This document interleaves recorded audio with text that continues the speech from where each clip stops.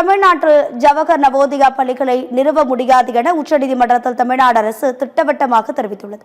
தமிழ்நாட்டில் அனைத்து மாவட்டங்களிலும் நவோதயா பள்ளிகள் அமைப்பதற்கான நிலத்தை அடையாளம் காணும்படி தமிழ்நாடு அரசுக்கு உச்சநீதிமன்றம் உத்தரவிட்டிருந்தது.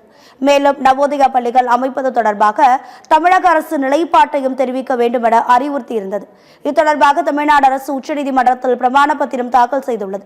மத்திய அரசு நிர்வாக கொள்கைகளை மாநில அரசு மீது திணிக்க முடியாது என உச்சநீதிமன்றத்தில் பிரமாண பத்திரம் தாக்கல் செய்துள்ளது.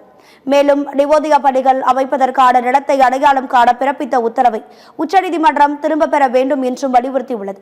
கடந்த 5 ஆண்டுகளில் 1912 அரசு பள்ளி மாணவர்கள் மத்திய அரசின் உயர்கல்வி நிறுவனங்களில் சேர்ந்துள்ளதாக தெரிவிக்கப்பட்டுள்ளது.